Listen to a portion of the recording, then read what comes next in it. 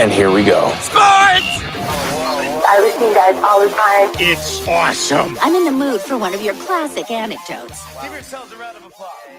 All right, that's enough. Hey guys, there is someone I want you to meet. Dave Hooker Show with Caleb Calhoun on Off the Hook Sports, represented by T. Scott Jones, banksandjones.com. From the Ted Russell Ford Lincoln Studio, East Tennessee's #1 volume and customer service dealer, Ted Russell Ford and TedRussellLincoln.net. Hey, look, we're all part of the same team here. Now to the Dave Hooker Show on Off the Hook Sports. Loaded up on the program today, the latest on Zakai Zeigler. Also, we'll talk some football. I believe it's 87 days until it's football time in Tennessee. I believe that's right. You can check me on that. How the SEC has turned on the automatic qualifier, and I really like the SEC stance. We'll get to that later in the program. T. Scott Jones will join us. He's Tennessee's trial attorney. That's the bottom line. He's going to give us some insight on this Zakai Zeigler situation, in which there were some developments today. There's a hearing on Friday, so a lot going on. Also, what's better for Tennessee's athletic department?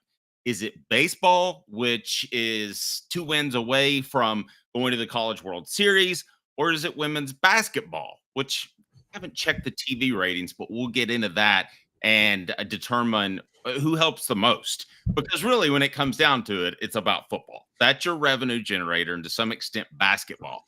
But you don't have baseball and women's basketball to make money. You have it because you want the overall health of the program, the athletic department. And by the way, Tennessee second in the SEC, according to the USA Today poll, in which they tabulate wins and losses and all that good stuff. So I've told this story before, but Terry Fair, who was a standout defensive back for Tennessee, saw the Vols via women's basketball. That's how he was introduced, and that's how he got interested in Tennessee. He was out in Arizona. Tennessee doesn't have a shot at him if not for women's basketball, and that happens a lot. So the publicity means something for Tennessee's athletic department. With Caleb Calhoun, I'm Dave Hooker. Caleb, how are you, sir? Tremendous, Dave. How are you doing? Never better. Hit the gym this morning. Am I looking buff? Oh, you're looking amazing. Looking super buff. By the way, Quincy is officially 1 today. He turned. That is right. It is Quincy Calhoun's birthday. So if you want to throw in anything in the super chat, we don't beg for money around here, but it will go to Quincy Calhoun's college fund. Caleb has promised not to gamble it away. Well, I have a promise that I've promised not to lose at gambling, because gambling is a foolproof system. When you're me, I only win. Yes, and that makes me very unique from everybody who ever gambles. I actually think I'm going to win, and no one who gambles thinks that. So we'll get to the Zakai Zeigler situation here in a second, but we're going to talk quarterbacks. First, let me get because I was out when the Zeigler thing hit. What is your take on that? Because I was talking to a pretty significant basketball booster this morning, and he's of the mindset that Zeigler doesn't have much of a case, and he's a Tennessee fan. No, and he doesn't have much of a case. I don't mind him for taking a Hail Mary to see if he could get it, but you know the big mistake, Dave? Zeigler would have a case if he made a different argument than the one he's making. The argument Zeigler is making is the NCAA allows people to stay 5 years if you redshirt. Well, that's not like hypocritical or anything. That's if you redshirt, and he didn't. It's pretty consistent and clear. There's no antitrust violations. Here's the argument Zeigler should have made.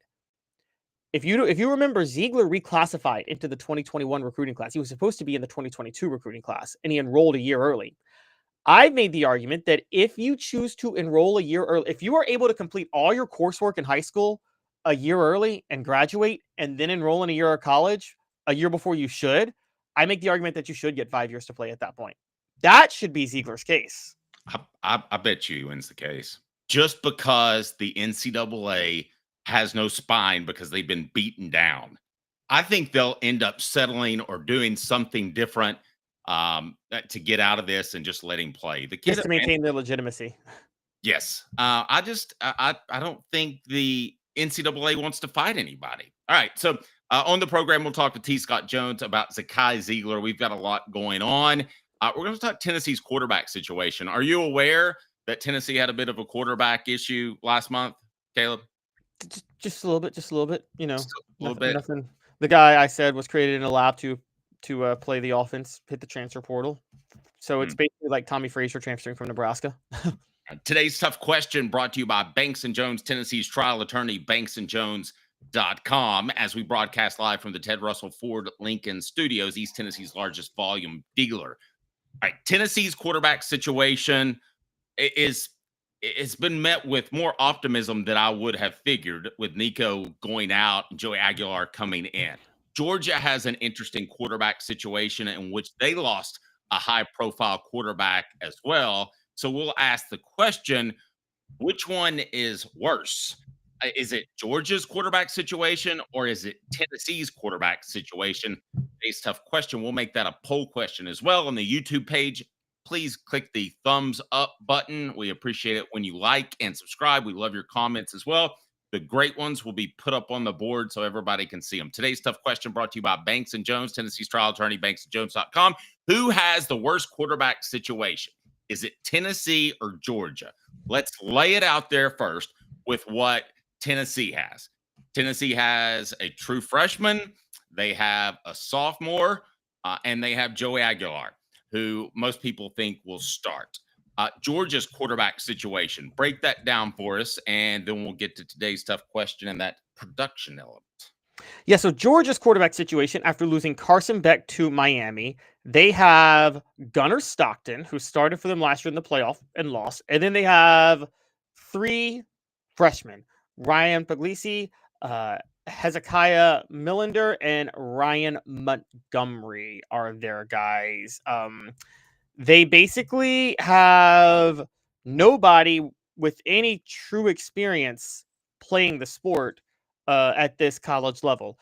Now, Puglisi is a 4-star, I believe, from the 2024 recruiting class, if I'm not mistaken. And he would be the favorite to back up Gunnar Stockton, just in case, if somebody gets hurt or anything like that. But we don't know how that's going to work out. And so it's really just Gunnar Stockton with like 1 game of starting experience, and then 3 decently touted, but not insanely highly touted quarterbacks as of right now because of their, again, lack of experience playing. Now, as far as the other 2 quarterbacks that are in the system, Montgomery's a 3-star, Montgomery's a 4-star, Millender's a 3-star. None of these guys are 5-stars. So it's kind of Gunnar Stockton or bust for Georgia this year. Yeah, that's maybe better than what Tennessee's got going on. Today's tough question. Today's tough question. Boom. You heard that. Now take it. The Dave Hooker Show with Calhoun. Represented by T. Scott Jones, banksandjones.com, Tennessee's trial attorney. From the Ted Russell Ford Lincoln Studio, East Tennessee's #1 volume and customer service dealer, Ted Russell Ford and TedRussellLincoln.net. Now to the Dave Hooker Show on Off the Hook Sports. I don't think there's really any question about it. I think it's Gunnar Stockton. I'm not as high on Joey Iaquilar as some other people are. I don't think it's just a lock, stock, and barrel, that he's going to be the starter at Tennessee. I think there could be a bit of a battle there. Most people think he's just going to start Joey Iaquilar, but Gunnar Stockton he's at least played against top competition. He played in the SEC championship game, and then you mentioned the college football playoff. He's seen the speed of the game, and I don't think he's great. And I only want to grade the quarterbacks. I don't want to talk quarterback play, because you would think with a probably better offensive line that Georgia would be able to do more for its quarterback. I don't want to go in that regard. I just want to go on quarterback play and making throws.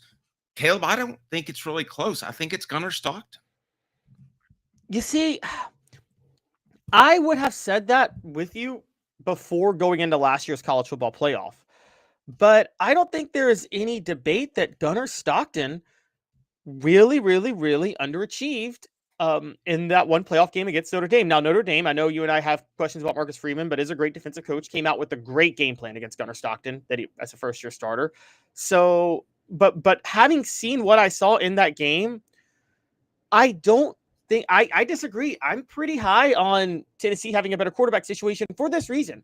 You're just comparing Joey Aguilar and Gunnar Stockton. By the way, I think, and you tell me if I'm wrong on this, I think the level you succeeded at as a quarterback is overrated in the college level, because wherever you succeed at, you are playing with a relative similar level of talent around you.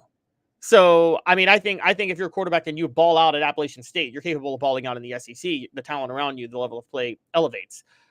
But then, Dave, behind Joey Aguilar, you have George McIntyre and Jake Merklinger. I would take those two guys over the three quarterbacks Georgia has behind them. If Jaden Rashada was still at Georgia, maybe we'd have a different conversation. Obviously, if Carson Beck was at Georgia and you had Carson Beck, Jaden Rashada, and then Gunnar Stockton, we'd say Georgia has the better situation. But Carson Beck to Miami and then Jaden Rashada back in the portal, I'm going to make the argument. No, I really think that Tennessee has the better quarterback situation. And let's not forget this fact, too. This is a key fact. Even though Josh Heupel's system is more conducive to the quarterback putting up big numbers than what Kirby Smart runs, because Kirby Smart runs a pro-style offense, Georgia's system is more dependent on having the right quarterback than Josh Heupel's system, because a lot of quarterbacks can be the right quarterback for Josh Heupel's system. Okay, but let me just ask you this. If you could, and I want to hear from you on the message board in this regard, because we're just talking quarterback play. I don't want to get into the pro style and all that, but just in the offensive line and all the many moving parts around there. At the end of the day, would Josh Heupel pick up the phone and trade Gunnar Stockton for Joey Aguilar? I think he would. Yeah, I think he probably would. I think he'd trade Gunnar Stockton for Joey Aguilar. But I don't know if that's, again, Gunnar Stockton. Here's the one difference, though, and this is one thing we're not we're kind of underrating, is that Gunnar Stockton, to be fair, is small. He's 6'1", and that's a generous 6'1". Joey Aguilar 6'3", and is actually close to 6'4". As I'm saying it out loud, Dave, I'm actually not sure.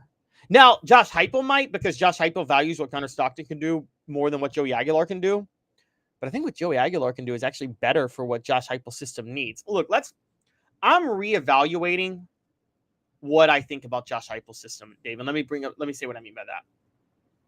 For the longest time, I felt that you needed to have the beautiful deep ball over the top, right? I think you just have to have a decent deep ball and then be a bit of a gunslinger over the middle and be able to make some throws like that over the middle to have to spread the defense more. Joey Aguilar can do that better than Nico can, funny enough. So I can't say for sure Josh Heupel would take Gunnar Stockton over Aguilar. I think he would, but I think he might be wrong to do so. Gunnar Stockton was a 4-star prospect when he came out in the 2022 class. Number 7 overall quarterback, 124th in the nation, according to 247 Sports. He is also, let's not forget this, he's played against top competition as the 11th best player in Georgia. I'm not comparing high school to college football or the SEC. I'm not going there, but he has played at a higher level in high school. He's played better competition in his brief stints at Georgia last season. I'm surprised. I thought we would agree on this, that Georgia had the better quarterback situation, but you don't think so. I'm just not sold on Joey Aguilar yet. And here's the other factor. Now, I mentioned I didn't want to get into moving parts, and this is a moving part, so I'm sorry. I'm breaking my own rule. The timing of it, Gunnar Stockton has been there for a long time. Joey Aguilar has roughly 2 months to learn this system before preseason camp, and then it's go, go, go. So that's another factor, Caleb, where I think Stockton has the upper hand and Georgia has the upper hand on Tennessee. That is so overrated for Tennessee's system, though. It takes you and I. We've talked about this. You and I would figure out this Josh Heupel system in 2 weeks as a quarterback, and we've never played quarterback before. Not that we'd be able to make the throws, but we'd at least easily know how to run it. It is a very easy system for quarterbacks to figure out. When I was 19, I could have made all the throws. Go ahead. Oh, okay. All right. Let's put it this way. Dave, you played the old NCAA football games before they retired it, right? Not the new ones, but the old ones before they shut us down in 2014. Josh Heupel's system, the reads for a quarterback in that are as easy as the reads in like the 2010 NCAA football game where you could audible at the line of scrimmage and do audibles for the receiver routes. Are they not that easy? They're not difficult. I'll give you that. Yeah. So taking that into account, I don't think the timing matters that much. I really don't. So And honestly, I got to give Travis a really, really, really good shout out for his comment real quick. Same for Blind Squirrel Sports. Go ahead. Well, we'll start with Blind Squirrel Sports and we'll go to Travis. But Blind Squirrel Sports says, Caleb, does Georgia win the SEC title game if Beck doesn't go down? The offense came to life just enough to beat Texas, and the players immediately rallied behind Gunner when he entered the game. But then Blind Squirrel Sports, what happened against Notre Dame? Gunner Stockton took like 5 sacks, didn't he? Wasn't that the number of sacks he took, or was it 4? And some of those were on him. He didn't play well against Notre Dame. I mean, Georgia had 10 points. Gunner Stockton couldn't close the deal in the red zone. And I would also add to you, who cares if you didn't win the SEC title game with Gunner Stockton? You should have been trying to win that game anyway, honestly. Adam says I would take Merklinger over Stockton just based on their time at the program and recruitment rankings. I tend to agree with that. I just don't. Everybody's written off Merklinger, and I think it's too soon to do that. I would not be surprised if he started the season and held on to the job. I agree, because I think Merklinger could be better. But I just got to throw out Travis's point now, because this is true when you say learn the system. Oh, no, will he never learn a handoff, screen, or deep ball progression? That's Josh Heupel's offense. Hand it off, throw a screen, or throw it over the top. That's all you do as a quarterback in his offense, pretty much. Well, I don't think Georgia's is all that difficult either to run. They run a pro style. They teach you to it's a Mike Bobo's pro style offense. The concepts are similar to a degree of what Todd Monken ran there. Mike Bobo's just not as good at it at all. I actually think Mike Bobo puts sometimes more on the quarterback than Todd Monken did, to a detriment. He's expected. You know what it reminds me of? Here's a great example. David Cutcliffe versus Randy Sanders. Cutcliffe did mold his offense to his quarterback, right? Yes. Whereas Randy Sanders ran a standard pro style. Well, now let me backtrack. I don't know that David Cutcliffe. I think it affected his play calling. I don't know that it affected putting the offense together. Did you call a few more running plays with T than you did Peyton? Of course, but I don't think that you didn't go run and shoot or something crazy. No, that's true. But Randy Sanders would expect, no matter who the quarterback is, for them to figure out the entire full playbook all the way through. He admitted this with Eric Ainge, and the whole reason the 2005 debacle happened. He said, look, Ainge was a freshman. He played well, and we just threw the entire playbook at him as a sophomore and expected him to learn everything. Boy, golden point. This is the best point of today's tough question, brought to you by Banks & Jones, Tennessee's trial attorney, banksandjones.com. Quarterback play and misses by Josh at quarterback has created doubt about him. What happens when we overachieve with lesser talented players at quarterback? Well, I don't know, but based off their history and the recent history, would you have concern about any of Tennessee's quarterbacks, given that Josh Heupel has made some questionable decisions at that position, which should be his best coach position, given that he's an offensive coach? Today's tough question brought to you by Banks & Jones, Tennessee's trial attorney, banksandjones.com. Why Banks & Jones? Well, it's because they're Tennessee's trial attorney. You can play to win with Banks & Jones because they'll go to trial. You've heard of other lawyers. They say they'll go to trial and fight for you. They won't. They just want to settle. That's the easiest way out. Well, that's not Banks & Jones, led by T. Scott Jones.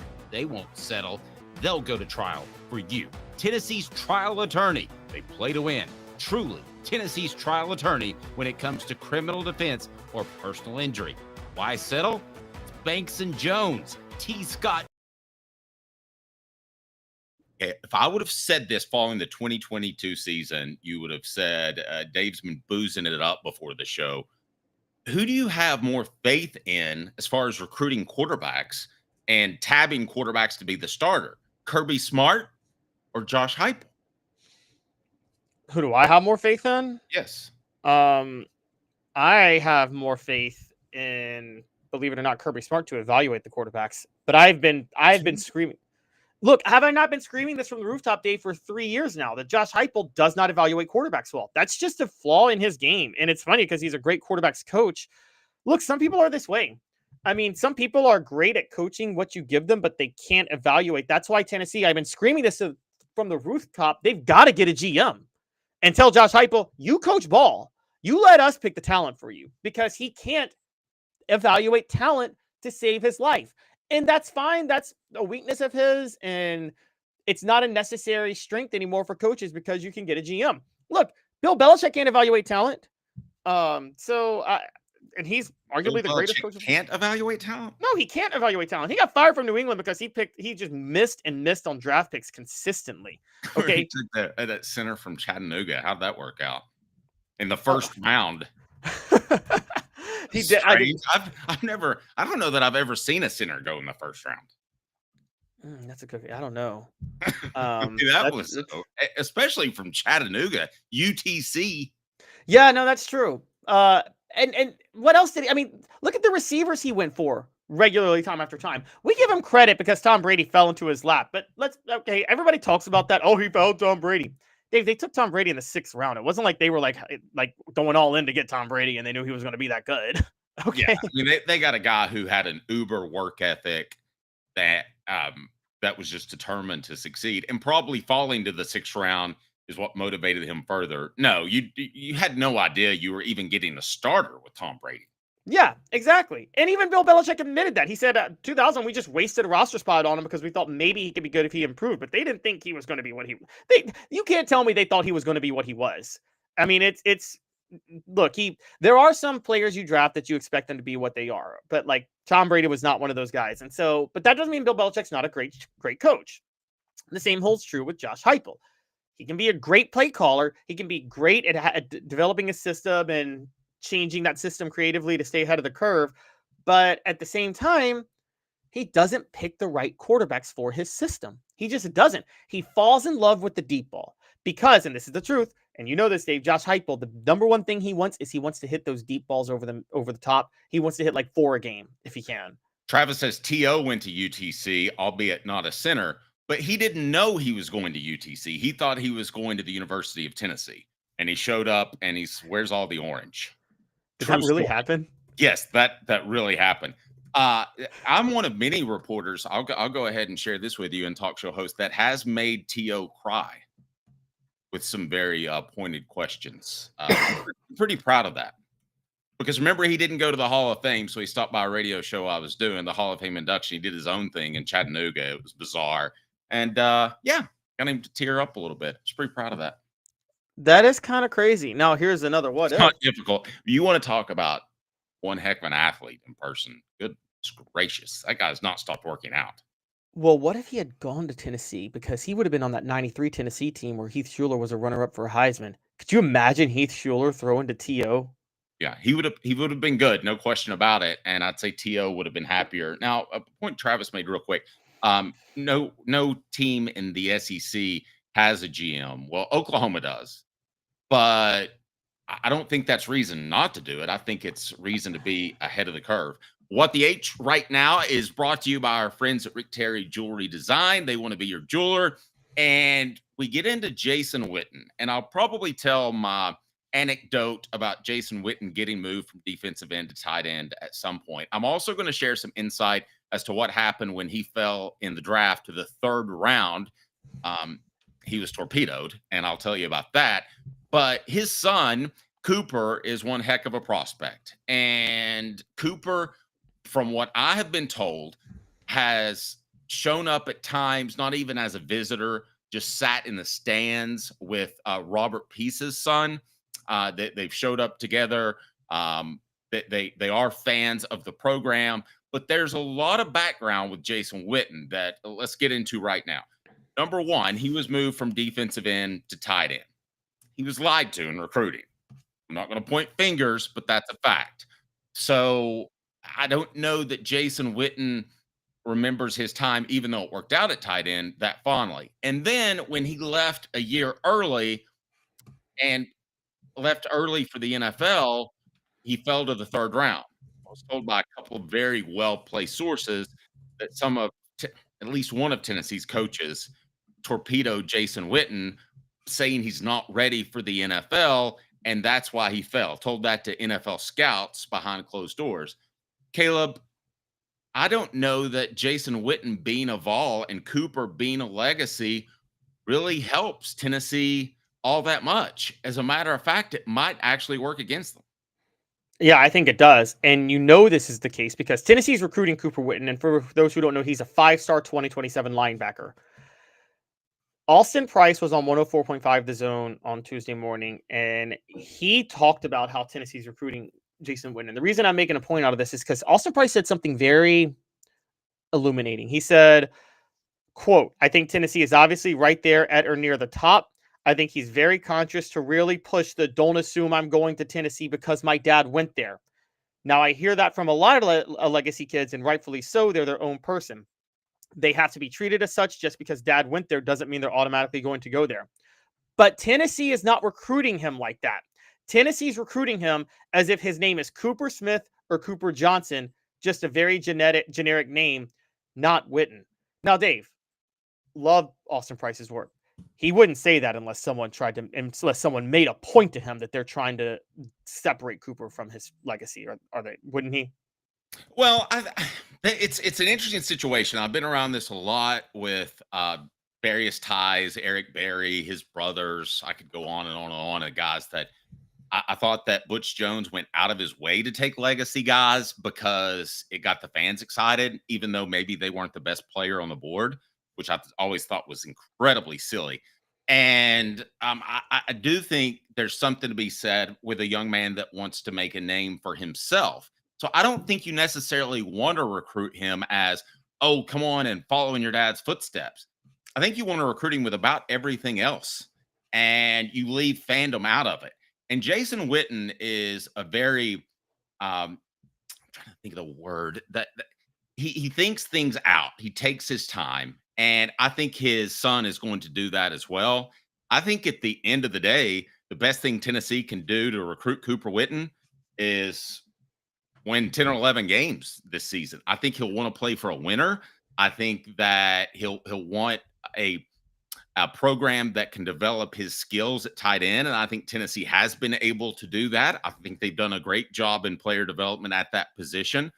Princeton Fant's a great example. Jacob Warren is a great example. I think those guys were maximized. We'll see what Tennessee's able to do this year. But I don't know that you want to recruit him as a legacy player. No, I don't think you do. But I wouldn't apply that to every kid. That's why it's revealing to me. I mean, Dave, let's just be honest. You covered the Eric Berry recruiting. He wasn't going anywhere, was he? He was Tennessee from the start, right? He had some issues with the coaching staff at the time. I think he was a little hesitant, but no, I think he was going to Tennessee the whole time. Yeah, no, he was going to Tennessee the entire time. So Eric Berry's one. Todd Kelly Jr., I think, is another one, was always going to go to Tennessee. I know Butch Jones threw in the legacy, but always was going to go. You're probably right. Butch Jones helped inflate the value of Khalil McKenzie, honestly. Oh, my goodness. He did. Yes, he absolutely did. May have got him an extra star. But it was, Khalil McKenzie was a big deal to Butch Jones. Like, I mean, that recruitment was so bizarre to me because we talked a lot about Nico, but that was a 5-star quarterback, number 2 overall prospect in the nation, if I remember correctly. That deserved a lot of pub. Khalil McKenzie should have been an offensive guard. I could have told you that when he was in high school. Yeah, and that was obvious. That was obvious when he played at college because he was so tough, and he was so strong, but he was not nimble enough to play defensive tackle. So I think with all of that being said, I think Cooper, what's revealing to me is that, and by the way, for those who don't know, Cooper's not in Tennessee. They live in Texas. So there's not even a local tie there. Jason Witten probably, like you said, I mean, let's be honest. Jason Witten probably feels a type of way about Tennessee given everything. I think the reason Tennessee's recruiting him as if he's Cooper Smith is they want to make it very clear that they have no connections to the staff that made Jason Witten's time not what he wanted it to be when he was in college. And you talk about two things, Dave. You talked about moving to tight end was one, and also being sandbagged trying to get to the NFL. By the way, I don't know if you guys know, this is why Tennessee's recruiting started to suffer severely after that, because from what I've heard too, is that talk that happened to Witten made its way to the high school ranks with kids. Oh, it did. And there's no question about that. And it created a bit of an issue with some of the players that heard about it, because Jason never talked about it publicly, but he wasn't afraid to tell his teammates about it. Oh, yeah, I'm sure. And then there's the third part about this. And this is something I had heard at the time from them. I just remember reading this as a high school kid in the message boards. Maybe, Dave, you could illuminate me on this. But that Jason Witten's last year at Tennessee was 2002. and he tied the team for league lead for leading in receptions. That was the year the injury bug bit. Remember, everybody got hurt that year, and Yes. I think Tony Brown and Montrell Jones were the top 2 receivers. Even though he led the team in receiving, it was very obvious that he didn't get enough targets. I think he felt, and I've read a lot of people I've read from that time felt that he should have basically gotten the target every single time there was a snap, pretty much. That he should have been used like Rob Gronkowski, and that he felt he didn't get enough touches. Derek, that year. kudos for another great comment. No type of special packages he's talking about the tight end since Alex Golish left. Joey's not adding anything to this offense. There's some truth to that. Tennessee's really good tight end packages came under Golish. They have not been prevalent since. No, they haven't at all. And so One thing that does work in Tennessee's favor is they're going to play 2 tight ends all the time. So, excuse me, not tight ends. Got totally sidetracked. But your thoughts on the whole tie to piece and Cooper, as I misspoke and said he played tight end. Go ahead. The whole tie to piece and Cooper and all those guys. Well, I've heard a lot of good things about Robert Peace and Robert Peace's son, excuse me. And I've heard he's really, really, really, really good too. Like, when I say really good, I mean maybe better than his father. Even though I think Robert Peace, all due respect, was more of a kind of a heady player, right? He was the smart player on that group, right? That kind of kept everybody together. So I think that tie is relevant. I also hear there's a Kevin Simon tie with his son in the area too. There is. And so I wonder if they're all a package deal. So it is interesting that Jason Witten and Robert Peace are still really good friends, from what I understand, aren't they? Yes. Yes. So my apologies. I misspoke. I said Cooper played tight end. My apologies. Having a senior moment there. But I wonder, in terms of Tennessee moving forward, how many legacy players they'll be in on. I think that I don't think Josh Heupel believes that's all that important. Do you, like Butch Jones? No, I don't think it's that important at all. I don't think he thinks it's that important at all. I think that Josh Heupel approaches the game. I mean, Josh Heupel is, to a certain degree, doing things different at Tennessee in general, because while he says the standard is to be elite defensively, Josh Heupel wants Tennessee to be an offensive juggernaut program, and Tennessee historically has won with defense, right? That's just something they took pride in. And so he's already somewhat changing up his what Tennessee represents, but honestly, in a necessary way. You know, you could maybe pull him and Danny White as a package deal together. Look at Tennessee of, if they're going to stay in, Danny White's kind of made this clear to the fans. If you want to value tradition, fine, but the tradition at Tennessee is breaking tradition. And so that's kind of what Tennessee has to do. I mean, all the stuff that Tennessee holds dear as a tradition, like, think about it, Dave, running through the tee, the vol walk, the power tee, all that stuff, that was all introduced in the 60s, well after Tennessee had been an established program. There was no Doug Dickey. Let me ask you this, though. Is there a perception, if you lose out on a Simon, a Peace, a Witten, that if those guys don't go to Tennessee with the ties they had, that it's a bigger loss than just a recruiting loss? I think there's something to be said for that. Had Tennessee not gotten Eric Berry, I think there would be a stigma with that. Yeah, absolutely. Let's just go back real quick. We can go back to history for that. Butch Jones in 2016, I know we keep bringing him up, but we're forgetting this. T. Higgins and Amari Rogers, Amari Rogers is T. Martin's son. T. Higgins is from Knoxville. Both were from Knoxville. Both committed to Clemson. Yeah, that was a blow. It was a blow, and we should have seen that was a major red flag at the time, because for those who don't remember, Clemson had not yet won a national championship. Well, I did see and said it. I mean, I thought not getting Amari and T. Higgins was a big deal. Yeah, or at least one of them.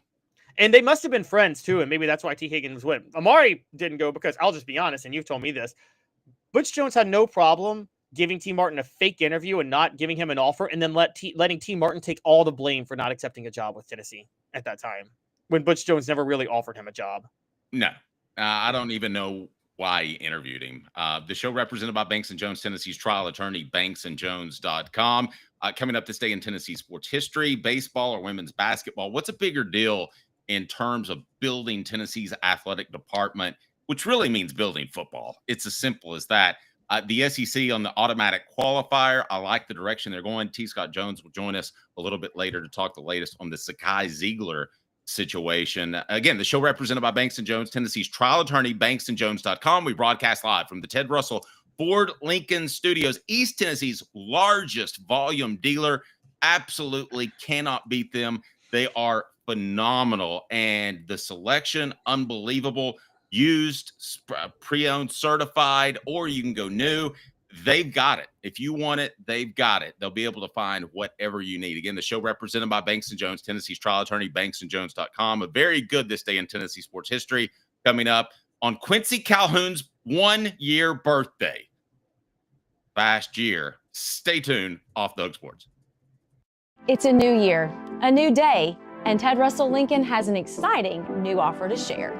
Right now, get a 2024 Lincoln Navigator with 0% APR for 72 months and up to $4,000 in bonus cash. Or drive away in a new 2024 Lincoln Corsair Grand Touring with 0% APR for 60 months and up to $4,500 in bonus cash. It's time to get excited about the ride. Come and see what a luxury car experience truly is at Ted Russell Lincoln Knoxville. Now in its 45th year, the second and third generations continue Joe Newbert's commitment. His vision of what this business needed to be, we still try to live up to that. Joe Newbert Collision Center. Having been in the jewelry industry for a long time in the Knoxville community, I saw a need for a jeweler, a real jeweler. Our ability to do these designs has really been based on the customers bringing new things in and challenging us as a store. Our goal is not to tell anybody what they want. Our goal is to listen to what they want and then help them get there. Schedule your consultation today to get your special someone the perfect custom gift just in time for the holidays. Hi, Mike Davis here with City Heating and Air, reminding you to always dare to compare. Our team provides quality local heating and air service, installation, and maintenance across East Tennessee. We use only the best equipment like American Standard heating and air conditioning for your residential, new construction, or commercial needs. Honesty, dependability, and customer satisfaction have been the cornerstones of our business since 1961. City Heat and Air. Dare to compare. Double D Piping provides full-service fire protection on any scale. From residential homes to government facilities, we can assist any customer through design, fabrication, installation, inspection, and demonstration of fire suppression systems. With 30 years of service across 5 states and a full staff with over 40 years experience, our quality can't be beaten. Don't get caught watching what you could have prevented. Call Double D Piping. Ginger Power, the Dave Hooker Show with Caleb Calhoun. Represented by T. Scott Jones, banksandjones.com, Tennessee's trial attorney. From the Ted Russell Ford Lincoln Studio, East Tennessee's #1 volume and customer service dealer, Ted Russell Ford and TedRussellLincoln.net. Now to the Dave Hooker Show on Off the Hook Sports. Timothy has something for Quincy Calhoun's college fund. That's Caleb's 1-year-old son as of today. What's that super chat, Caleb? Timothy asked, why are we still complaining about Joey Iaquilar? I mean, we all have opinions, but why make opinions on a QB that played 4 years of actual college ball to, Heupel isn't going to start a freshman? Well, I mean, Timothy, this is an opinion show. We got to give opinions on Joey Iaquilar, and the opinions are, I think it's actually more valid to give opinions on a guy like Joey Iaquilar, who we've seen play at this level, not the SEC level, but at the Division I college level. Well, now to be clear for a second, you think Joey Iaquilar is going to be good, right? I'm more of the naysayer, right?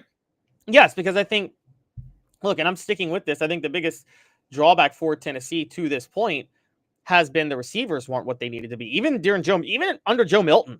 Let's be fair to Joe Milton here for a minute in 2023. First 5 games, Cooper Mays is hurt. Tennessee can't get anything going without Cooper Mays because the whole offense went through him. The game he gets healthy, is the game Brew McCoy breaks his leg, and then they don't have a receiver that can dictate coverage. So Joe Milton never like those were two key spots that Tennessee needed. They didn't have either. So they haven't had what they needed on the offensive line and what they need at receiver at the same time since Hendon Hooker was there in 2023. Fair point. Let's get to this day in Tennessee sports history. Sorry. Oh, it's okay. Go ahead. This day in Tennessee sports history. It's cool, baby. It's cool. Now you know, and knowing is half the battle. The Dave Hooker Show with Caleb Calhoun.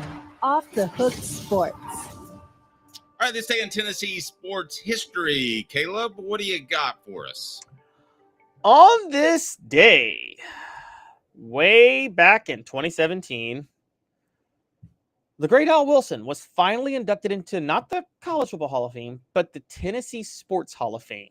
I bring that up because that was 8 years ago. He had been out of college football for nearly 20 years by that point, and he had been 10 years retired from a Pro Bowl, All-Pro NFL career. Why the heck did it take so long to put him in the Tennessee Sports Hall of Fame? He's one of those guys you should have put in like a year after he left. By the way, column on Johnny Majors not being in the College Football Hall of Fame as a coach. If you want to read that, it is online. So give that a read. He should just be in. There's just no question about it. This day in Tennessee sports history is brought to you by our friends Hound Dogs of Knoxville. Champions look good in orange. HDKnoxville.com. HDKnoxville.com. So certainly check them out, especially it's baseball season. Tennessee might be going to the College World Series. They're 2 wins away from being able to do that. And what would suddenly make Tony Vitello one of the most successful coaches, well, he already is, in the nation. If they make another run, I believe that'll be 5 for Tony Vitello. That sound right? 2021, 2023, 2024.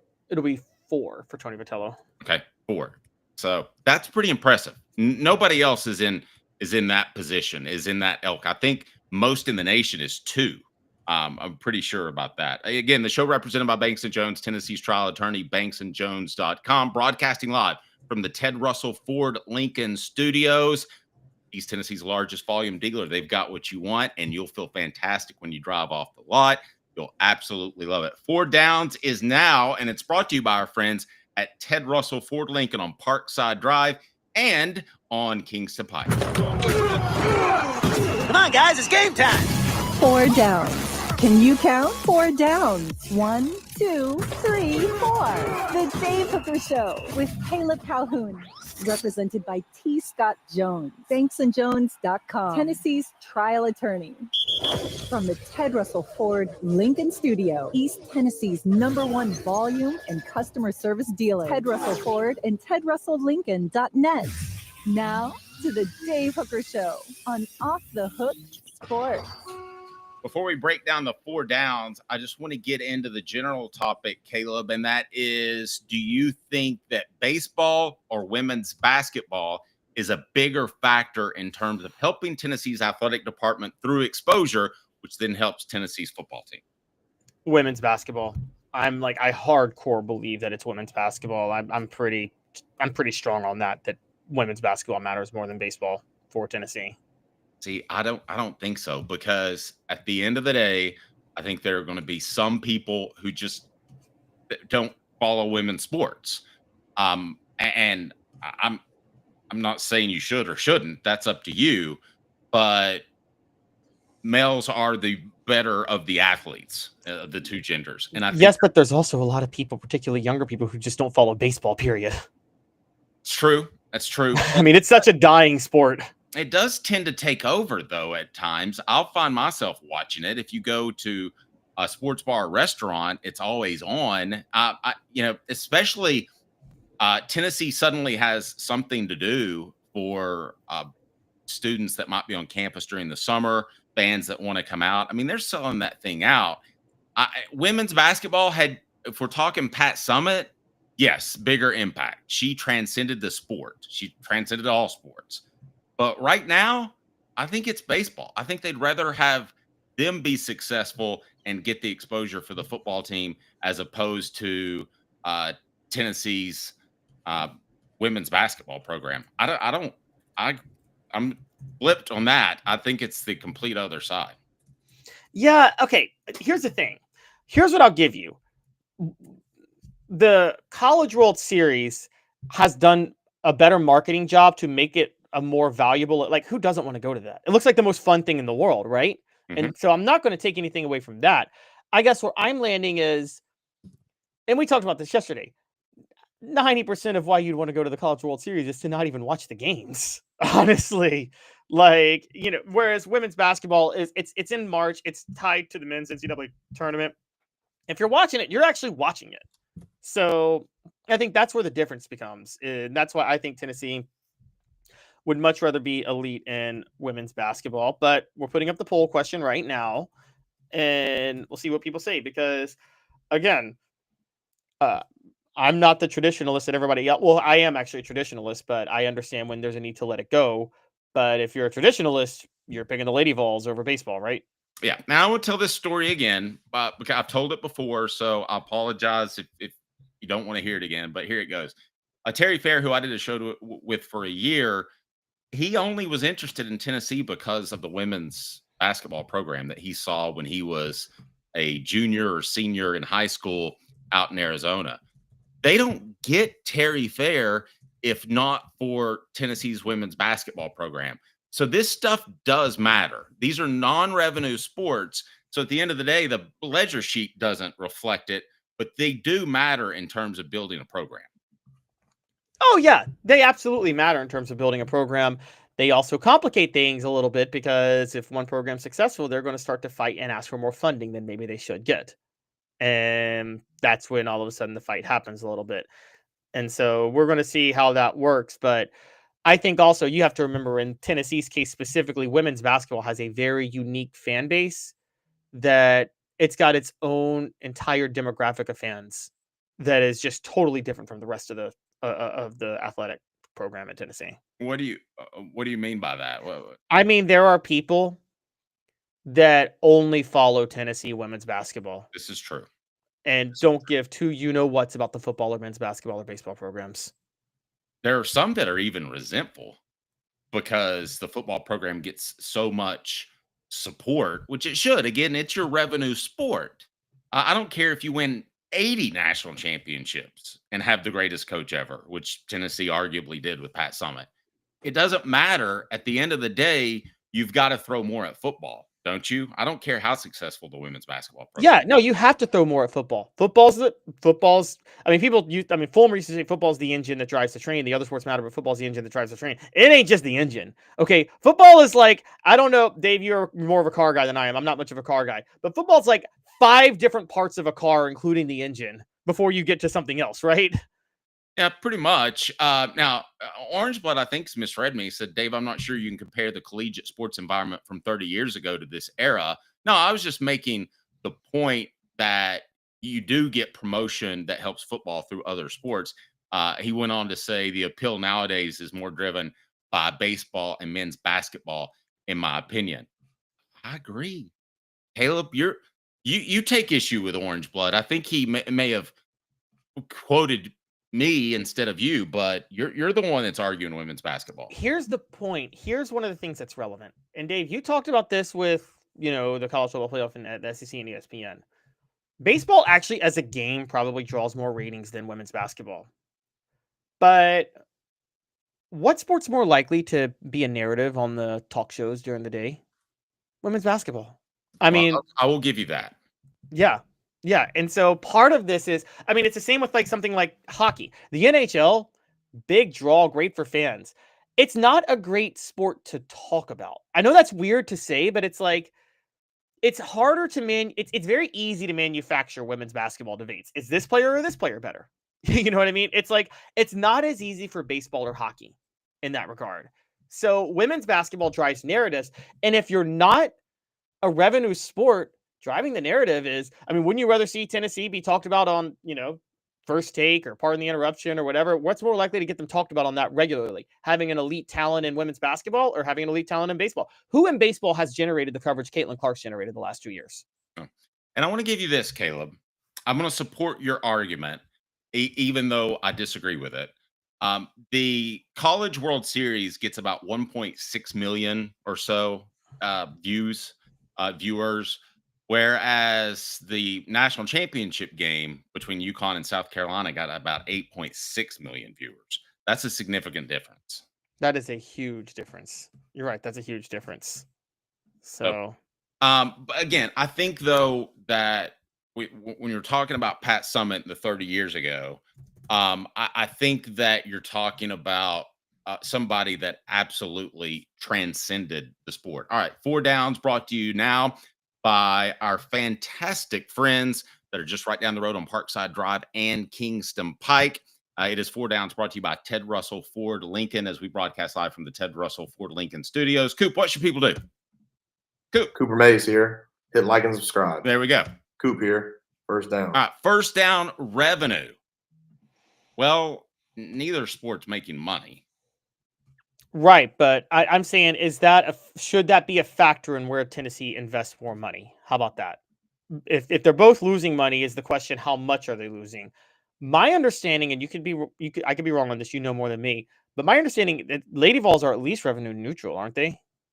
The last I checked, they lost about $1 million a year that the football team would write a check for, so they did look revenue neutral. Oh, okay. So it's a little bit different in the reporting numbers of that. Last year, Tennessee's baseball. There was definitely some magic books going on. Let's put it that way.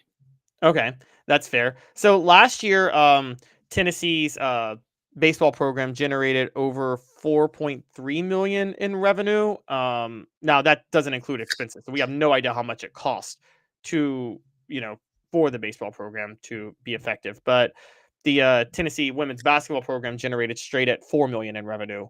Now, remember this too: you throw money at women's basketball, who else benefits? It's men's basketball.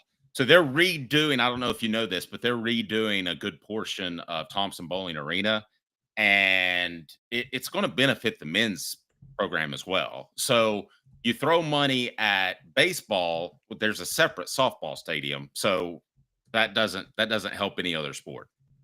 Right. That's true. You're right. That's a very good point.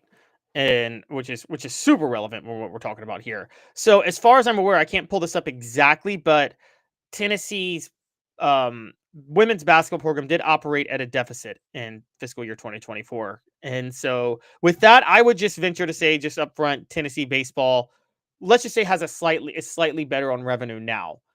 But would that continue with other factors, which we'll get to, because we also know that Tennessee baseball slightly better in revenue than women's basketball. But Tennessee baseball is also in the midst of a generational historic run, and the women's basketball program was as down as it has ever been in history last year. True. Oh, Cooper Mays here. Second down. What's second down? Historic prestige, should that matter? I don't know that. And we're talking about helping. Now we know which one wins in historic prestige. Obviously, Lady Vols. We're talking about 17-year-old kids because we're talking about football recruiting essentially. Yep. It's been a long time since Pat Summitt's been the head coach. You and I remember her well. I don't know that it's impactful like it was in the Terry Fair situation. No, but at the same time, that historic prestige is why Candace Parker is all over every single TV show possible and gets to go on Inside the NBA and just she's such a face of women's basketball. Now, is she as big of a face as Elisa Leslie was, or like a Sue Bird or Rebecca Lobo now talking on ESPN? I don't know, but I will say Candace Parker, the prestige is why Candace Parker is so famous. Yes, agreed. Boy, she is gorgeous in person, just for the record. You ever stood next to her? I mean, yes, actually, I have. Yeah, no, she's striking. She is really hot. I'm not judging her on her looks. I think she's an incredible basketball analyst as well. She's just all around a pretty good person. Tennessee center Cooper Mays here. Third down. What's third down, Caleb? Third down. Recent success.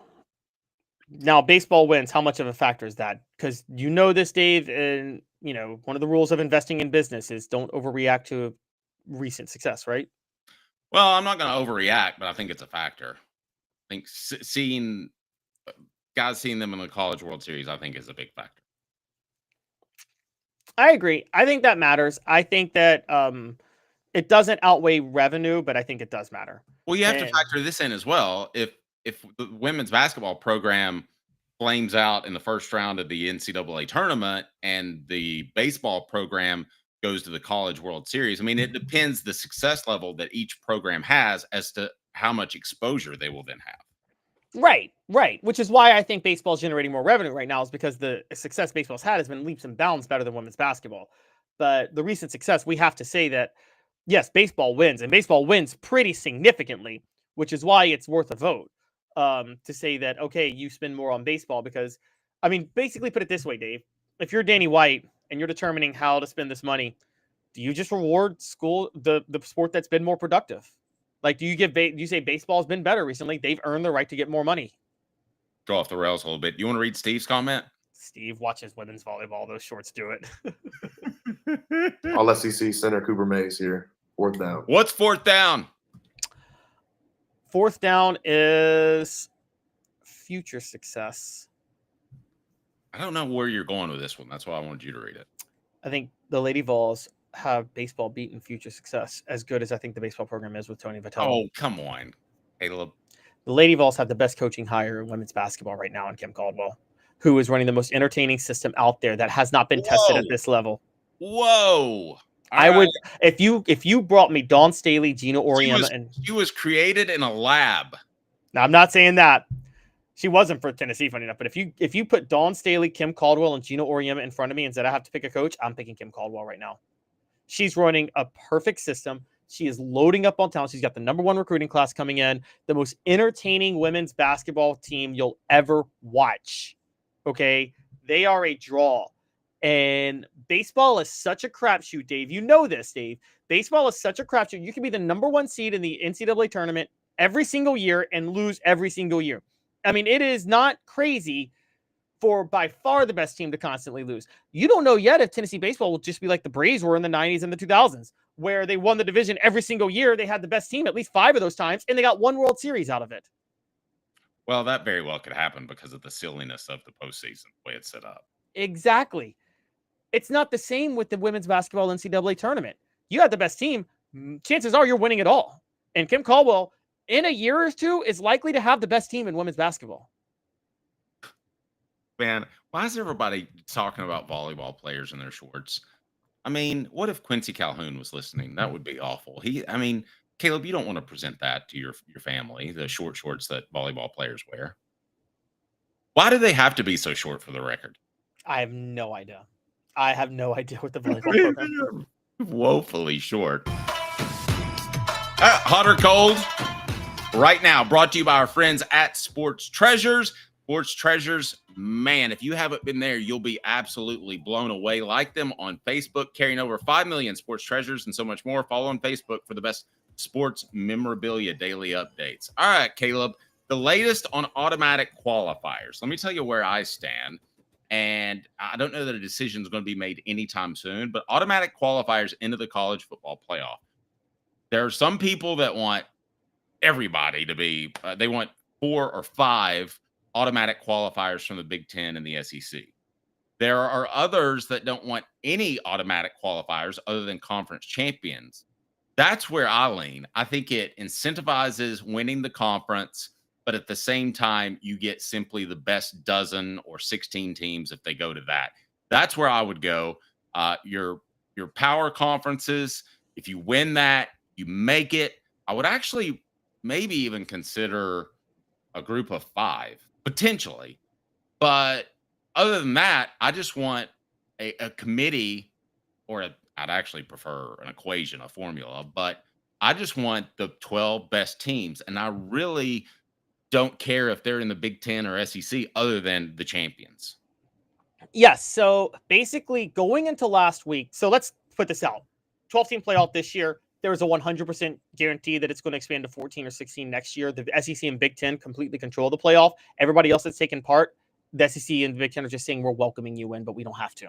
That's how this is working. And so going into last week, it seemed like both the SEC and the Big Ten were on board with automatic qualifiers. So the automatic qualifiers would be automatically 4 Big Ten teams, 4 SEC teams, 2 ACC teams, 2 Big 12 teams, 1 group of 5 team. that is 13 teams automatically in from different conferences or whatever, no matter what. And then depending on 14 or 16, one at-large bid, which that at-large bid could go to Notre Dame if they're in the top 14, or it could go to somebody else. And then obviously you have 2 if it were 16. So that's how the automatic qualifiers would work.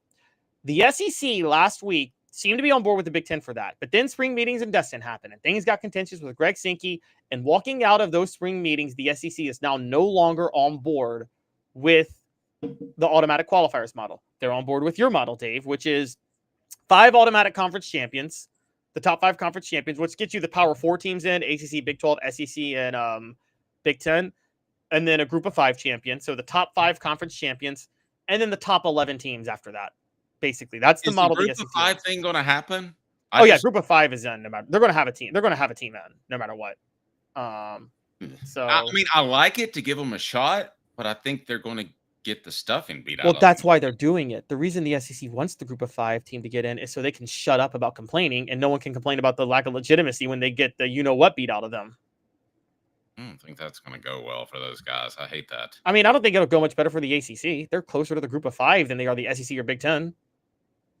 I don't know that Clemson's had some pretty good teams. I think you're short selling them a little. They look at them last year in their first round game. They didn't belong in the playoff, and neither did SMU. Was the highest ranked ACC team last year. What if I go back to? I know this is almost before your time. Florida State, and Miami. I mean, they were pretty good. You're living in the 1990s. I know, but we're talking about the whole history. It's different now. The revenue is totally different. Revenue was a little more spread out back then. SEC and Big Ten are gobbling up all the money. The other conferences just can't compete. ACC is locked into a terrible deal. By the way, the SEC is in a pretty bad deal. ACC is significantly worse. So basically, there are a few reasons the SEC torpedoed and backed off the automatic qualifiers last week. Okay, why? And this is where we'll play hot or cold. So you tell me if you think this is a valid reason for the SEC. All right, here's the first reason they backed off. The automatic qualifiers opens the door for 9 SEC games. And the reason it does is because if you have automatic qualifiers, you don't have to worry about being punished for tough non-conference games. Does that make sense? So yeah, sort of. I don't know that the two should be linked. You and I talked about it at our 3:45 a.m. production meeting. They are. I mean, to me, they're 2 completely separate issues. Right. But see, the thing is, the SEC doesn't want. Here's where this is coming from. The Big Ten doesn't. The reason the Big Ten wants the automatic qualifiers is they think the SEC has an unfair advantage not playing 9 conference games. Basically, not every SEC team wants to go to 9 conference games. And the reason is, if you're a Kentucky, you want those 4 patsies or 3 patsies or whatever to try to get to 6 wins every year to get to a bowl game. On top, but ADs at bigger schools do want 9 conference games because guess what, Dave? With the 9 conference games for the schools, not the conference, comes a little bit extra revenue for a bigger game. That's about $5 million extra in revenue for the ADs of the schools. So the biggest problem with this, one of the biggest reasons the SEC backed off, they can't come to an agreement over 8 or 9 conference games yet. No, but I would argue this, Caleb. It would incentivize programs to play a tougher schedule if you didn't have any automatic qualifiers other than conference champion. Would you agree with that? No, in that because of last year. Look at what the committee did last year. They let Indiana in when Indiana played the 8 worst teams in the Big Ten and then 3 group of 5 non-conference games, the easiest schedule possible. And many SEC teams look at that and say, well, wait a minute here. Like, you're saying we only play 8 conference games, but our 8 conference games are way tougher than Indiana's 9 were. And let me ask you this, just philosophically. A conference getting 4 teams into a 12-team playoff, doesn't that seem a little silly? No. It would be 14 or 16. Okay.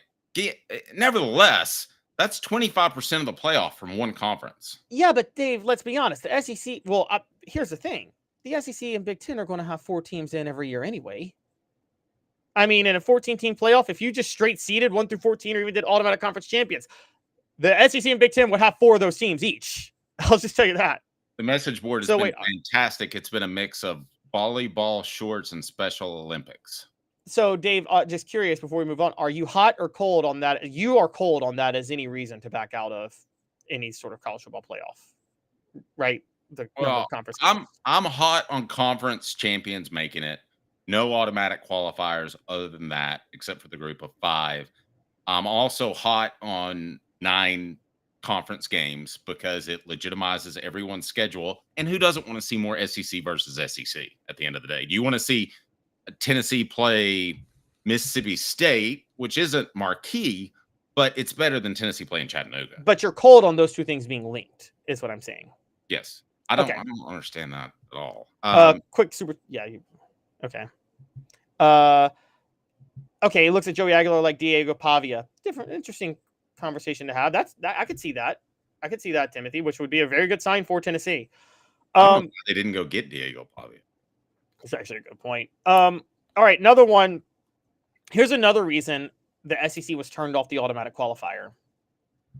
If you did the automatic qualifier model, you wouldn't have an SEC championship game. You would have the SEC championship weekend would be play-in games for like 3, 4, 5, and 6. So you have like 3 play 6 and 4 play 5, and they would have to play their way into the college football playoff rather than, and just the number 1 team with the best record in the regular season would be the SEC champion. Portions of the program brought to you by Rick Terry Jewelry Design. They want to be your jeweler looking for affordable game day jewelry. A Tennessee tradition, rickterryjewelry.com. The show represented by Banks & Jones, Tennessee's trial attorney, Banks & Jones. We broadcast from the Ted Russell Ford Lincoln Studios, East Tennessee's largest volume dealer. You were going to say? Well, yeah, I was going to say, are you hot or cold on that? Are you hot or cold on that as a reason? The conference, the 3-6 versus 4-5 model. Like, are you hot? Basically, coaches and athletic directors are against play-in games. They'd rather conference championship games just be conference championship games. I think winning the conference still means something, so I'm going to say hot. I think that. Wait, is that your question? Playing in the conference? Basically, the coaches don't want to see the conference championship games go for the SEC. I'm hot on that. Okay, fair enough. And then here's the last one, and here's why I actually think, with hot or cold, one of the biggest reasons. And you tell me what you think. The SEC doesn't like the automatic qualifier model because they think they can get more teams in a 16-team playoff. I mean, just look at last year. If you did the 5+11 model instead of the automatic qualifier, you wouldn't have had 4 SEC teams in. You would have had 6. Yep, fair point. But I think at the end of the day, you're going to see a committee that has the same number of Big Ten schools for the most part and the same number of SEC schools. Right, but that's why the SEC has to come to the table for the automatic qualifier. They're going to torpedo this, and this is the other part. This is actually the last part. It's funny you brought that up. The SEC is fighting hard for a formula more than a committee. They don't want a committee. They want a formula. I'm all for a formula. Stat of the day coming up, latest on Zakai Zeigler as well with Caleb Calhoun. I'm Dave Hooker. Again, the show represented by Banks & Jones, Tennessee's trial attorney, banksandjones.com, as we broadcast from the Ted Russell Ford Lincoln Studios. East Tennessee's largest volume dealer. You'll be so happy you shopped at Ted Russell Ford Lincoln on Parkside Drive or Kingston Pike. Why Banks & Jones? Well, it's because they're Tennessee's trial attorney. You can play to win with Banks & Jones because they'll go to trial. You've heard of other lawyers. They say they'll go to trial and fight for you. They won't.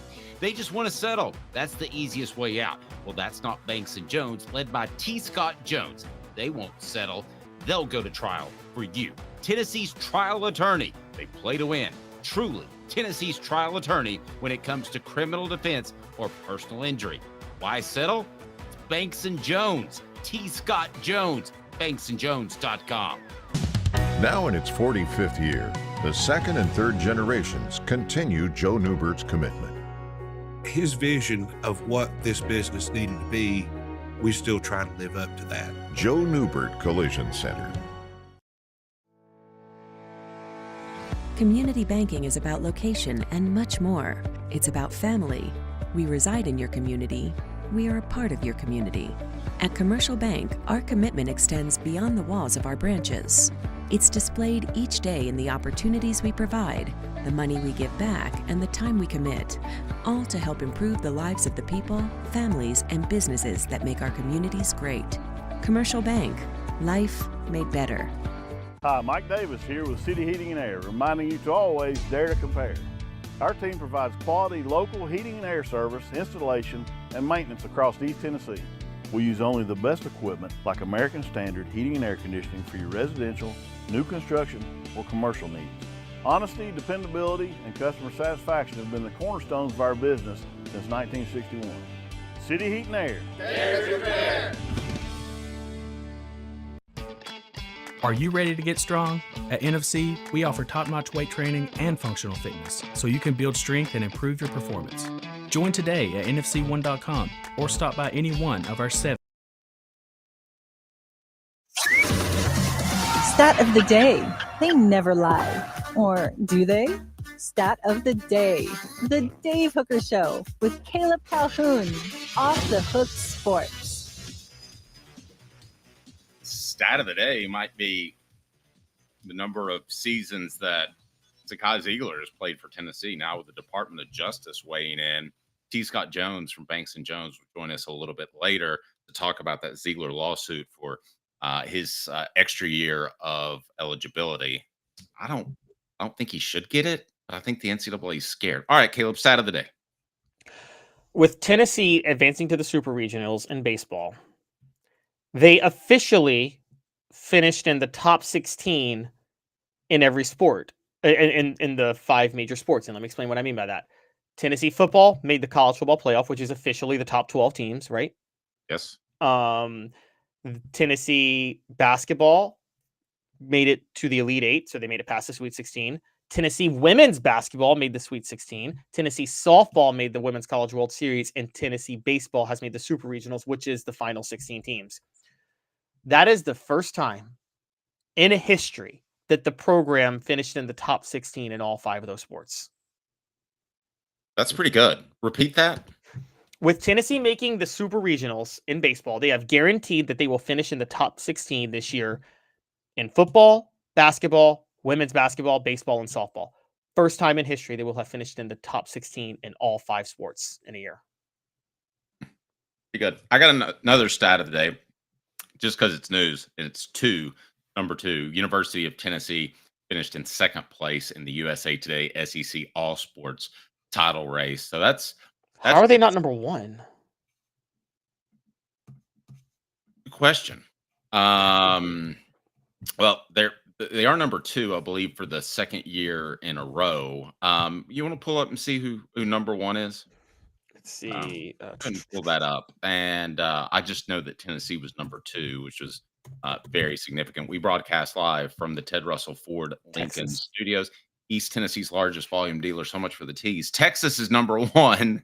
Oh, sorry. Yeah, I kind of read that. I accidentally read that out loud. I apologize. Texas advanced in all these sports too, to be fair. Yep.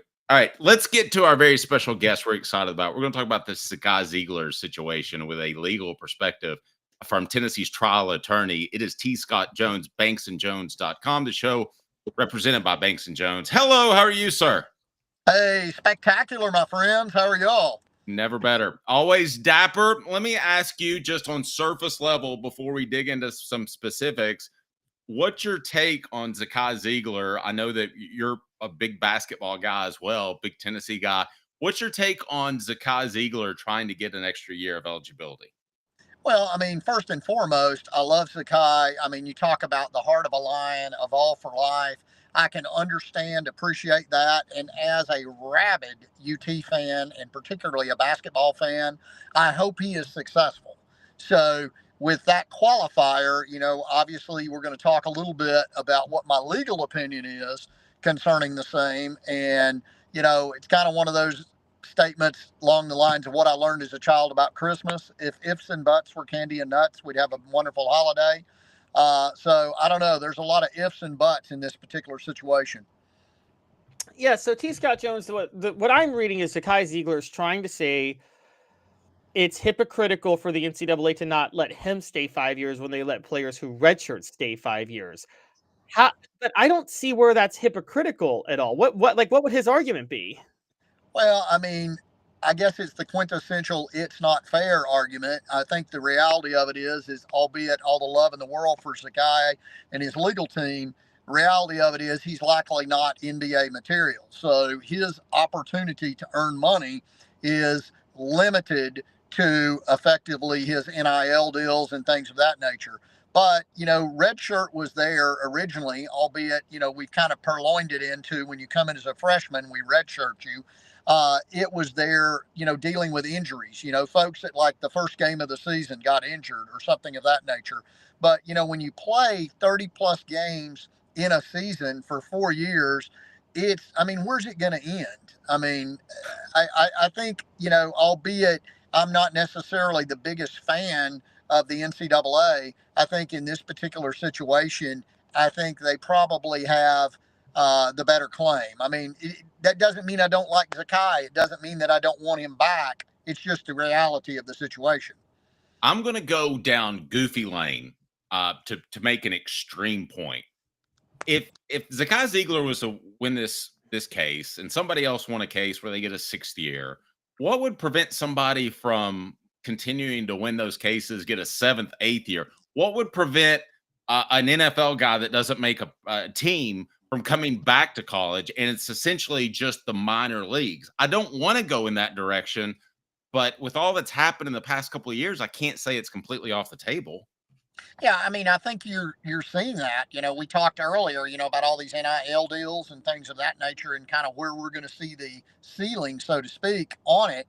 I think at some point in time there has to be a finite line, and traditionally college ball has always been viewed as 4 years, with that ability to have that 5th year in a redshirt type situation. We had the unique experience of COVID coming in there, but Zakai doesn't necessarily benefit from the COVID years because of the fact that, he played 30 plus games for 4 years. So I think that's going to be tough sledding for him. At some point in time, we're going to have to say, okay, it's going to be that. Otherwise, how far are we going to take it back? Are we now going to have 7th year high school players?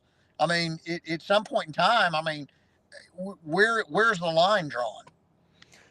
T. Scott Jones, what if I've made this argument, and I want to know your thoughts on this, where I think Zakai Zeigler could have had a better case, and it would allow the NCAA to still have a finite line, but make an exception. And that's this.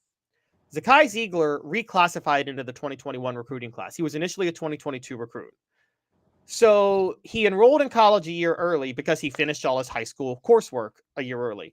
What if he made that argument and the compromise with the NCAA was, if you do all that extra work to finish high school a year early, then yes, you can get an extra year to play college ball, just as a reward, I guess, for that matter. I think that's probably a more intelligent argument than what's been propagated thus far. Thankfully, his counsel can amend their complaint, and, everything subject to petitioning the court at this point in time, is kind of on the table. So hopefully they will explore that possibility to do that. And I think rewarding young men and young women that complete high school early and declare, if you will, early to come to college, perhaps that is a solution. But then, at some point in time, are you going to have that extra year and then say, okay, we're going to redshirt and we're going to have 6 years? So I think we're going to have to get some guidance where we've got true lines in the sand, so to speak, so we know where somebody is. Is it 4 or 5 or is it 6? It is a interesting question, and Caleb, that I think presents a more logical argument than I was deprived of NIL. What about all those men and women that were deprived of NIL back in the day? Are we going to dust some of them off and, throw the walkers away and suit them back up? What are we going to do from that perspective? Yeah, I wonder. I'm not big on government involvement in general, but at what point do they need to get involved and maybe lay down some laws, like you have all the antitrust laws with Major League Baseball and the NFL? Those were made a long time ago, but does the government need to get involved in bringing some common sense to this? I don't know necessarily from a legislative perspective, although we've seen a pretty active role taken by our Tennessee state legislature in it. I think we are sort of leading the charge in dealing with all of this NIL, NCAA, SEC, if you will, the interplay between all of them. But I think when folks bring their case to the judiciary for, if you will, a decision, in this case, we're going to get some pretty profound decisions, which may very well negatively affect a number of other athletes, which might otherwise be benefited. So I don't know. It's going to be interesting how all this plays out. I'd say that you're going to see some pretty heavy motion practice with attempts by the NCAA to dismiss on a just preemptive ground, in that, it may never actually make it to trial. I don't know that this is the mountain that either side wishes to die upon. But that being said, I think it is likely one that it's going to be sort of hamburger hill for both of them. I mean, there's going to be a bloodletting over this issue, and one way or the other, it's not going to be a pleasant result. Yeah, T. Scott Jones, one of the funny things I said is everybody's making a big deal out of this house settlement coming. I think this house settlement will stand for a month before someone files another lawsuit. And the reason where I land on this is, okay, you can let schools pay players all you want, but you can't tell a player that there's a maximum amount of money he can make on endorsement deals outside of what the school's paying him. And what people don't get is NIL is literally money you make in endorsements outside of what a school's paying you, isn't it? Yeah, I mean, I think you hit the nail on the head. I mean, that being said, I think the issue is going to be these NIL contracts are going to have to be drawn tighter. I mean, we had the situation with the former quarterback who, basically eschewed his NIL appearances and if you will, took the money and ran. But that being said, I think you're going to see contractual agreements. I mean, if I make an NIL deal with someone and I expect them to do it, just like if they make a deal with me as legal counsel and I'm hired to do a job and I'm hired to make certain appearances, absent death, serious illness or something of that nature, I'm expected to be there, right? And, I think you're going to see all of these contracts get drawn tighter. I think you're going to see arbitration clauses in these contracts where it takes it out of the court system, and we see AAA generally is what's used, the American Arbitration Association, used to solve these disputes. And I think you're going to have to see the evolution. I mean, it's going to get ugly. It's kind of like waxing a floor, until the floor gets waxed. When you're kind of trying to clean it up, it sure looks awful, and then eventually it kind of comes out glistening. T. Scott, if I can I get you to reconnect? We're having a little bit of a problem with your audio here in just the last few seconds. I got a couple more questions I want to ask of you, if you don't mind. We'll get him to log back in. T. Scott Jones again, Banks & Jones, Tennessee's trial attorney, banksandjones.com. They're there for your legal needs, no question about it. Long-time Tennessee resident, long-time Tennessee fan. As I do want to get T. Scott's perspective just from a fan standpoint about the potential that instead of student athletes, they could just be employees. Is that where we're headed, Caleb? Or are we already there? I mean, we're already there, but even that wouldn't stop like the NIL train that people think it would. It wouldn't curb it because, again, NIL is endorsements. It's not money schools pay the players. And that's the thing everybody forgets is all of this money that we've been talking about being thrown around, it's not like the schools are giving them that money. Again, these are endorsements that are happening, and there's really no way around that. So let's bring T. Scott Jones back in here as do you hear us, T. Scott? Yeah, I can hear you. Can you hear me? I can hear you. Can you hear me? I can't see you, but I can't see you, but I can hear you. Nevertheless, make the magic. You know what I mean. They say that I have a face for radio, so I don't know why it's not working. Event, I am traveling between courts. I mean, perhaps without me there, you know what I mean. I'm sort of the Prince of Darkness on this issue. So right. We'll just go with that. Let me ask you this as a fan, would it affect your fandom? Again, you're a big Tennessee fan. Would it affect your fandom if the student athletes were not student athletes any longer? There's your video. If they were just employees, would that affect your fandom? I don't think so, but I think we would. Being said, are they going to have minimum wages and things of that nature, like NFL minimums and MLB minimums? I would guess so. Yeah, I would guess so. I mean, I don't know if they're treated completely as employees. I don't know how much they're going to class now with the money in their pocket, which is unfortunate. Again, if you can, the show represented by Banks & Jones, Tennessee's trial attorney, banksandjones.com.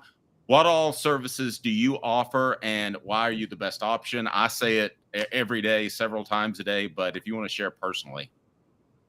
Well, I tell you what, thanks, Dave, Caleb. I mean, reality of it is we are East Tennessee's trial attorneys. We handle more cases generally throughout East Tennessee than any other law firm. In fact, combining a number of law firms, they don't make the number of appearances. We make about 41 court appearances a week. We are there day in, day out, kind of like Top Gun. When you're not in court, you lose your dogfighting skills. So we do what's necessary to win. We get good results for our clients. And we always remember that it is our privilege to represent our clients. And so we value them and we try to make ourselves accessible. I've got 19 lawyers that are working with me now, a total staff now of 39.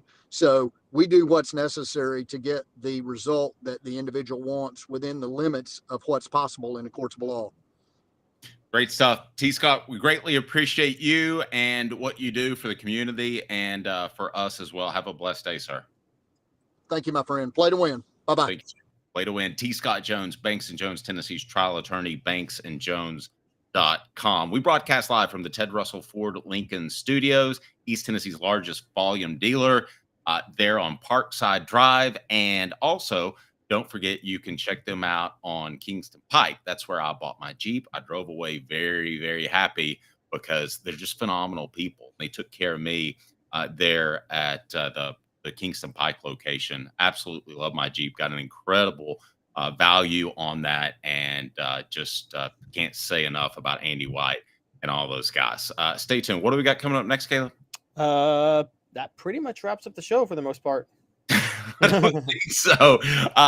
Latest on Zakai Zeigler. I want to talk about the Department of Justice. Give us 2 minutes off the hooks. Like a blast from the past, the super dealer is back. Look to the skies, Knoxville.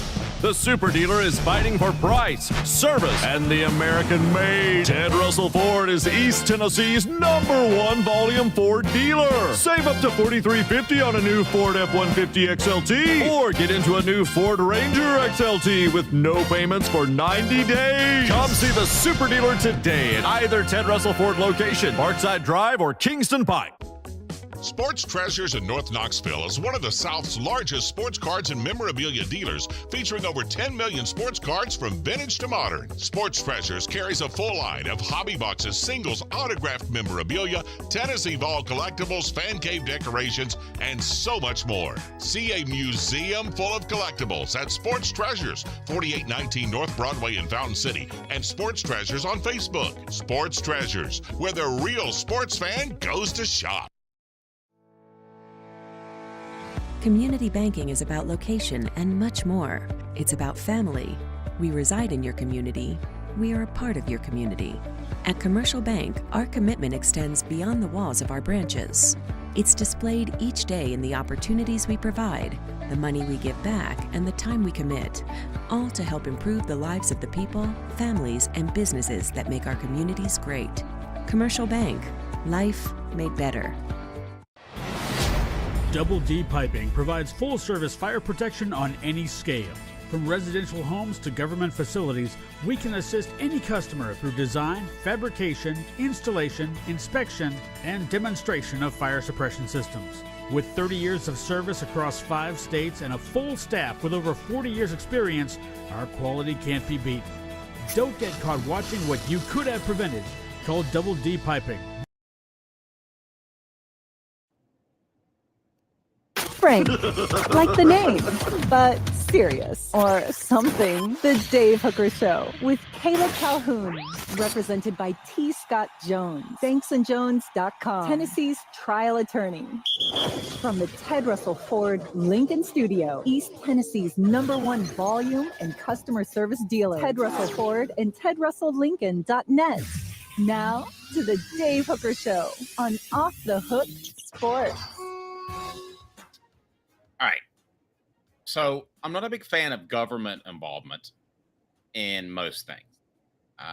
Maybe I'm libertarian. I don't know what I am, but that's just where I stand. However, I'm all for the government getting involved in some regard in terms of amount of eligibility.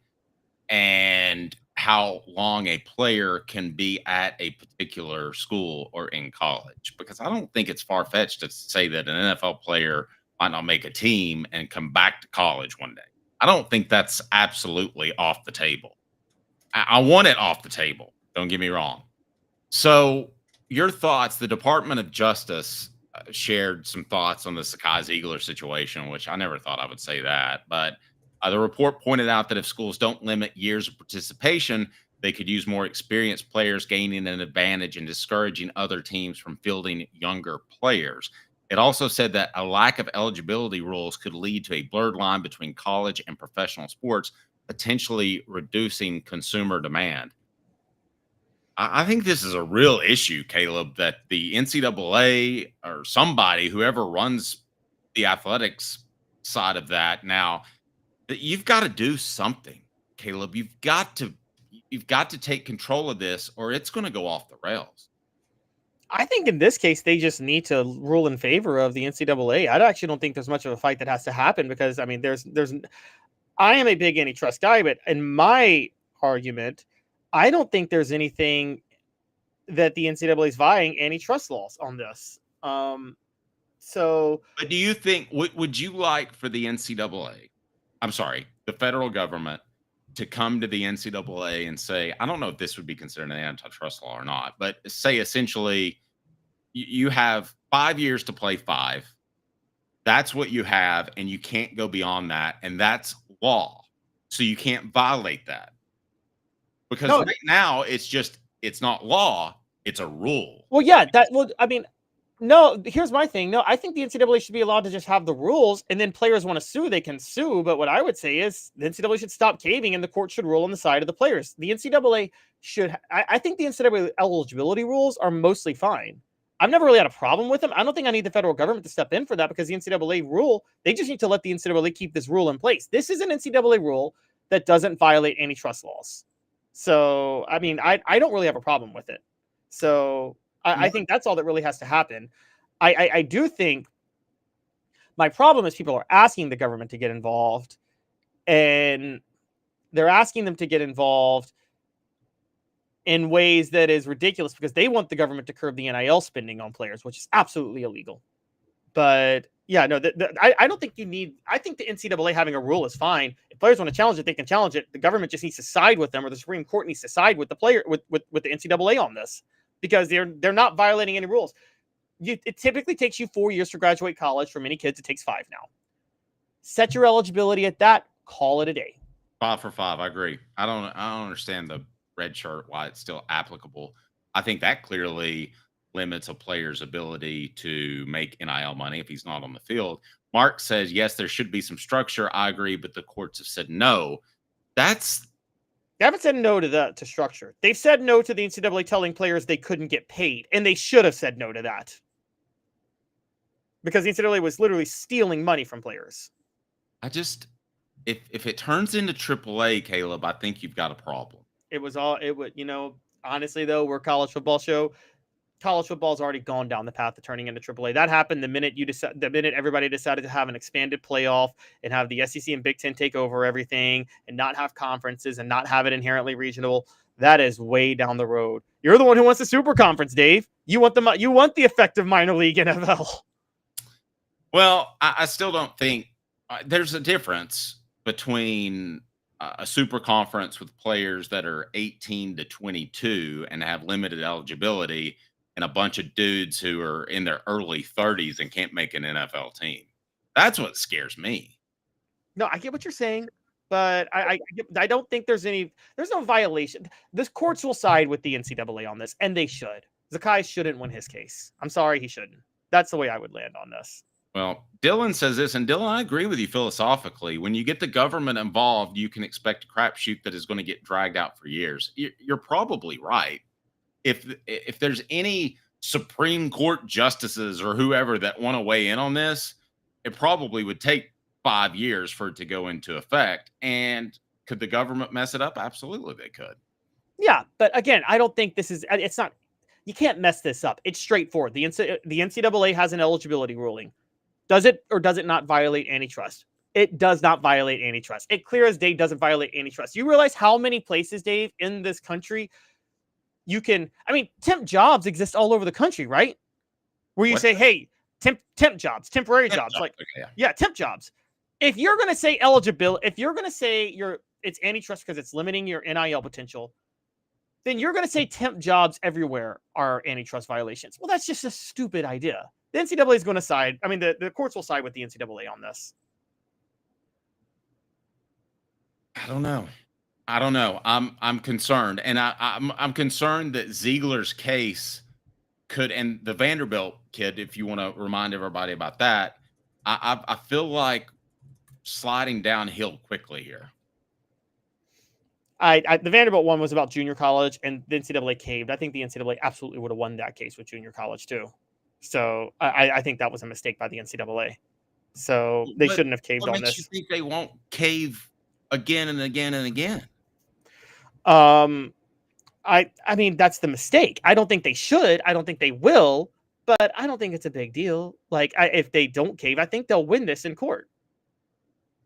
The show represented by Banks & Jones, Tennessee's trial attorney, banksandjones.com, broadcasting live from the Ted Russell Ford Lincoln Studios. Now, I don't see any way that the government can get involved with NIL money.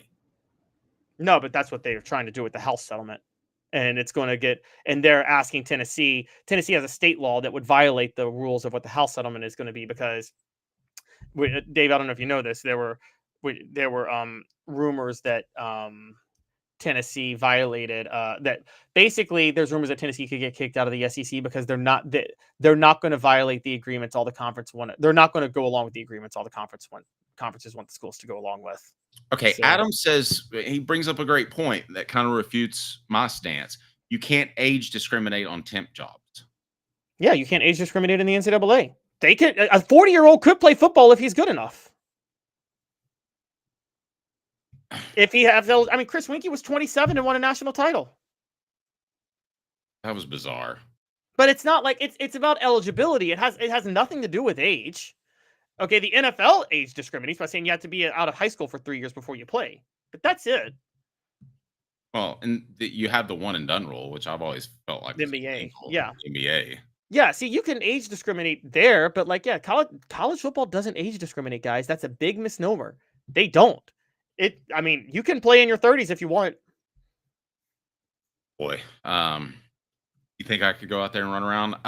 Nathaniel says, I agree. House settlement gets blown up immediately, and collective bargaining or a term limit law would need to go in. What's your take on that? It's true. House settlement would blow up immediately. And by the way, there's no collective bargaining. Every time someone brings up collective bargaining, you're talking about what a school would pay a player. There is nothing you can do to stop a player making whatever the hell he wants in endorsement deals, which is what NIL is. So, but it's not going to be that for long. The money's going to go through the schools for long. No, says who? If Pilot wants to, if Pilot is a booster for Tennessee and wants to give a player a bunch of money to be an endorser, and as long as they go to Tennessee, doesn't have to go through the school. Can go directly from Pilot to the player. Let me ask you this. What's your biggest concern where we are, or do you have any concerns? Is it eligibility? Is it age? Is it NIL money gone wild? Or are you good? I'm good. I don't think there's any real concerns on this. Everybody's freaking out about it, and I'm like, let it take its course. The courts will rule in favor of the NCAA, provided the NCAA doesn't cave. The NCAA can't afford to cave on this one because then they're screwed. So, yeah, that's pretty much how that works. So they're fine. Trust the NCAA not to cave? Yes, because they would be totally irrelevant. This is one that their entire existence depends on this. It's holding up. Well, I don't know, but what do they really do now? Is anybody in the NCAA stronger than Greg Sankey or Tony Batiti? No, but Tony Batiti and Greg Sankey still need the NCAA to sponsor lesser sports tournaments. So that's where they land on that. They don't want to do that. They don't want to sponsor it for basketball or baseball. So trust me, the NCAA is going to be in okay shape. Conference realignment, I hate more things about the structure of college football than I do about the NCAA's power or what the players are getting paid. I'm not worried about that. I don't mind. I used to. I'm fine with opening up the free market. I have never had. I don't think it's ruined college football the way people think. I really don't. So, I mean, that's I don't know. I get an awful lot of feedback to the opposite of that. everybody complains, and then here's what happens. Everybody complains, and then Saturday in September comes, and what are they doing? They're all glued to their TV watching, just like they always were. Yeah. Well, I covered NASCAR for a long time, Caleb. And do you know why NASCAR fell apart? They did the opposite. They took the power away from the drivers. Well, they did a couple of different things. One, they got in weird markets. They pulled from traditional tracks. Again, tradition is the theme. And the other thing that they did is they got greedy, and they said, instead of you building your own car, you have to buy all the parts from us, and we're going to mark it up 35%. That was the car of tomorrow was the car of stupid. But that's the reverse of what's happening in college football right now. No one's saying that you're talking about NASCAR became like the NCAA used to be. Okay, that where players became almost uniform. There's more individualism now in college football, and so I don't see that parallel at all with NASCAR. And the only parallel I see breaking from tradition. That's my only parallel. Okay, here's what's breaking from tradition: a playoff, and that's how NASCAR also got destroyed. Was a playoff. And I told you guys from the start. Remember, Dave, me and you debated this heavily. I said a playoff would destroy what matters with college football. And it already has. No one cares about the Michigan-Ohio State rivalry anymore. No one's going to care about the Iron Bowl anymore. Who cares if they're both going to the playoff? You have turned it into Duke UNC basketball.